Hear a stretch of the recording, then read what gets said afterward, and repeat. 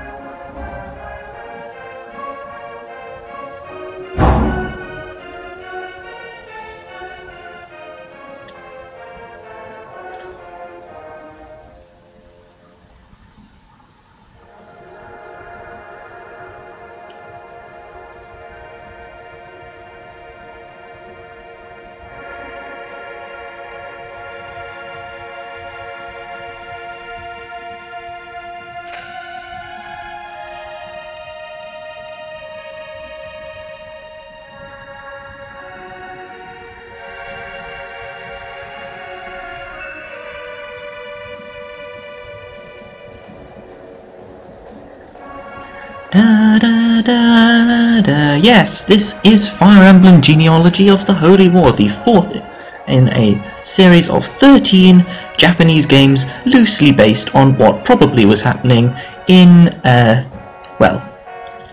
in Western Europe in the medieval times, I guess, except with Pegasus Knights and dragons and god weapons, but yes.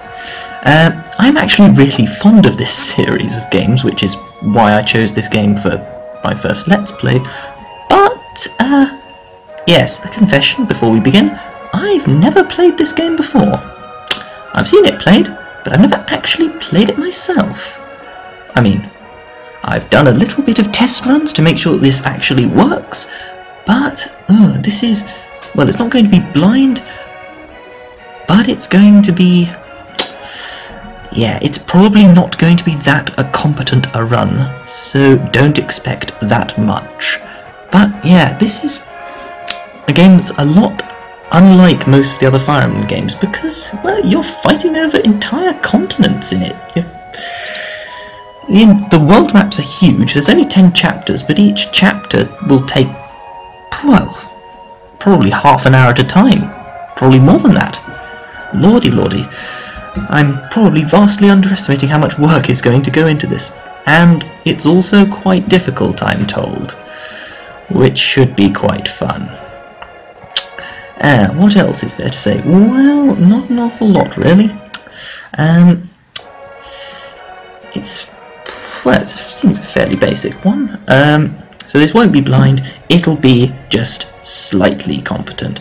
I should probably... now, this is going to be a short introduction to the backstory. I should probably pause this here so that I can give a brief summary. So yes, the Grand Kingdom established. Essentially, there's a world. You'll notice here it is called Jugdral. That is, of course, the way the Japanese pronounce Yggdrasil. I am told you will find that most of this, the names in this, come from Irish and Norse mythology with a little bit of Anglo-Saxon thrown in, which is always fun for those of us who enjoy their history classes. And yes, essentially what is there? Oh look, there's the joyous, bountiful Republic, which, as we know, all Western civilizations were originally before the evil Empire appears. And this Locter enters Gal, yes, the Dark Lord Locter enters the Bishop Gal, who becomes an emperor, which takes over the world. Over 100,000 casualties, children sacrificed, tens to thousands of...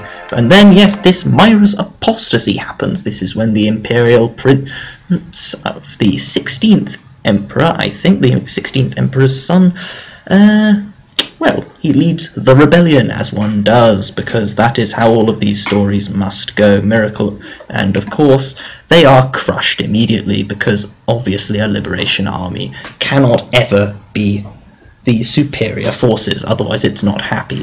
Until, of course, the Miracle of Dana, when they actually are, because once you've played this game, I'm pretty sure you'll agree that when the gods actually give their godly powers, this game actually takes that fairly literally, as far as godly powers are concerned. There are normal characters, and then there are the god characters. Well, you'll see what I mean, I'm sure. Granville rests in the centre of the Jugdral continent and was founded by Saint Haim, one of the 12 Crusaders. Yeah, there were 12 of them. Yep. And of course, as you can see on that map, there are 6 duchies, as well as Bahara, which, as I'm sure you're aware, is the Japanese way of saying Valhalla. Aha, yeah. That was probably extraordinarily racist of me, but let's continue, shall we? Haim's descendants, the royal family, were joined by 6 additional duchies. Yeah, I just said that. Each with their own Crusader lineage. Yep. Each duchy possessed great territory, large territory even, and military holdings, and exercised partial autonomy while serving under the royal family.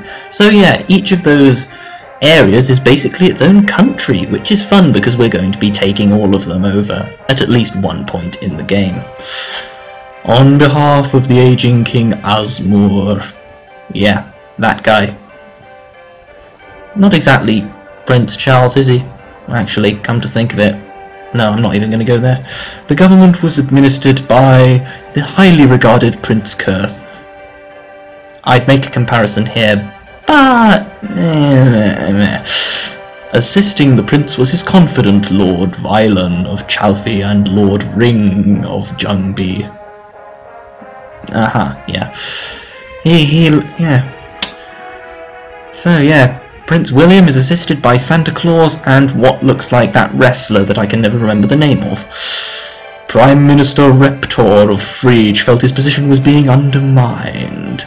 Yeah, he could reasonably see that, couldn't you?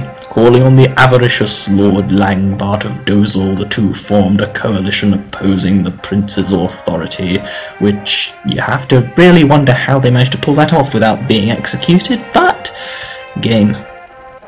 The young Lord Arvis of Velthamar, commander of the Royal Guard, had little involvement in governmental affairs. Yeah. Well, we'll never be seeing him in this story then, will we? Only Father Claude of Edda could sense the impending crisis. Yeah, the artwork here doesn't leave much to the imagination regarding their alignment, does it? Oh, wait, spoilers. Just as this drama was beginning to unfold, news of calamity arrived from the east. Oh, yep. Ooh, look at that. The peaceful town of Dana, located in the Eid Desert, came under siege by Isakian barbarians. And here's a pretty common theme in this. The Granvale faction pretty much considers every other country on this entire continent to be barbarians, and we will see quite a lot of that. We'll see quite a lot of that through this game. Reports told of a massive slaughter taking place. Yep, this game, slaughter, barbarians, well, genocide, infanticide, incest. Oh, yes. Yep, lots of incest. Eugenics. Back in Granvale, public outcry began to grow, and before long the decision was made to subdue I'm not sure if I've made this point already, but you'll notice that the names on the map are not quite the same as the ones in the text. That is because, as I'm sure you're aware, this is a new translation patch, or relatively new anyway, because, well, the 13th game in the series has retranslated and given official names for some of these places and people, despite the fact that this game was never actually officially localized in the West.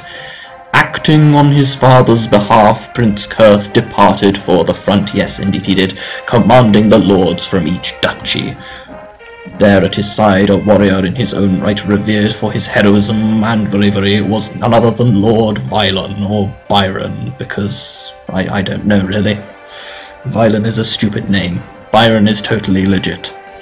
Only a handful of soldiers remained in Granville, which was really quite a stupid thing to do. I mean, really, why would they do that? Why would you command every single warrior to go subdue the... never mind.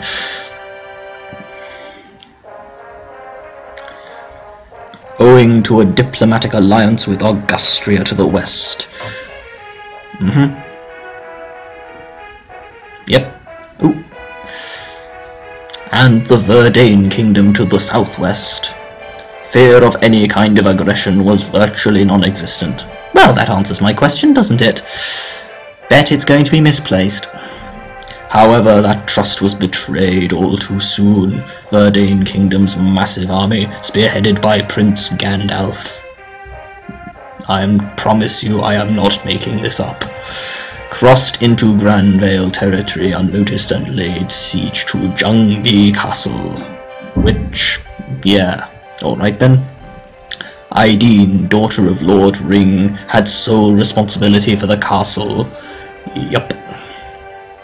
Entrusted with the protection of the kingdom by his father, Lord Vylon, Sigurd stayed behind at Chalfie Castle. With only a few soldiers at his disposal, he was rightfully terrified when news of the invasion reached Chalfie. Sigurd cried, "Those barbarians aren't laying a hand on Ideen." No, he didn't say that. He's a medieval Englishman. Therefore, he said, "Those barbarians aren't laying a hand on Ideen." Probably. I don't know. Having known accents. Having known Ideen since childhood, he was left with no other alternative but to slaughter thousands of people with axes. Sigurd promptly made the decision to take up arms, as one does when stuff like this happens. Grand Calendar 757. It was this very turn of events that cracked open the door of fate. And that is going to become a thing later. No one at the time could have recognized this forewarning to the disastrous events to follow. And in this game, when they say disastrous, they really mean disastrous. Okay, Prologue. I believe this translates roughly to the birth of a holy knight. That holy knight being so good. Ooh, look, stuff is happening. Oh no, Jungby Castle is under attack. And somehow they're everywhere. Wow, they really are. Ooh, there's a big one. My lady, the castle's completely surrounded. We've failed you miserably. Midale, it's alright. You know what, I'm not even going to bother doing these voices. I can't do accents. I'm so sorry. Midale, it's alright, everyone gave their best, you needn't worry about me anymore. Well, that's kind of tragic, isn't it? Please save yourself. I want as many of you to get out of this alive as possible. I speak like a robot. Okay. None of us are going anywhere, my lady. We're here for you till the very end. Well, isn't that noble of you? What was your name? Midale? Sure. Even if it means our lives, and knowing this game, it probably will. Thank you, Midale. I'm so sorry to put you all through all this. Why am I doing the voices? I said I would. Oh, he's guarding the castle. Oh, there's Chalfie. Oh no, Ideen is in trouble. Gandalf's army has laid siege to Jungby Castle. Noish. Noish. Yeah, nice. I'm going to go and see if I can do something. You're in charge while I'm gone. Sir! You're not planning on going alone, are you? Why do I sound like that one guy from... Oh, I'm not going to make an obscure reference. No, I'm not. No, I am not. Manbale's military is already en route to Isaac. There really is no one left to call on. Verdane's army may be full of barbarians, but it's huge. Huge, like my heroism. There are bound to be casualties. I can't get you involved, because clearly taking soldiers to a war would be absurd. See, Noish agrees. Prepared to die fighting? Yep. It's okay, you've got terrible genes anyway, you won't be missed. We'd be a disgrace to let our master perish out there all alone. Wait, isn't your master violent? Okay. Alec. Oh, someone else. Damn straight. Yep. As you can see, this new translation didn't correct any of the old ones' somewhat more egregious lines. Barbarians will loot the place, kill everybody in sight, burn it all to the ground. The ground! Why do I sound like a cat? Got to beat them there and get the villagers to strengthen their defences, because that's what men do. Point well taken, Alec. Mustn't overlook our duty as knights. Yeah, we get it. Knights protect people. Oify! That kid's a strategist in the making. So, Oify. Oify is Sigurd's cousin, by the way. Takes right after that famous grandfather of his, Lord Caesar. And since Oify is Sigurd's cousin, you'd really think they had the same grandfather. I don't know, maybe they don't. I'm not sure. Is Oify? Oh, look, here is Oify. Look at him. He looks tough. Still, who knows how old any of these people are? To just sit back and watch the castle, sir? Nope, but you are probably going to... Oh. This is taking a while. Oh, hey, can I skip? Oh, I can. How about that? I'm already 14. Oh, he's 14. Well, that totally makes him combat viable. Please. Ooh, yes, let him go with us. More units the better. I mean, it's not like I have to keep any of them alive. Yes, I am going to be restarting if anyone dies here. Just to make that clear. No fighting. Good. Why don't you come along as my personal advisor? Yay! You bet, thanks, sir. Yeah, okay. Have you considered leaving someone behind to defend the castle? Yep, here is more gameplay talk. You really have to defend your castle, because if your main castle is captured, well, if your main castle is captured, you lose automatically. And yep, you would be perfect, because Lord knows you're not going to be doing anything else, mate. Sorry, Arden.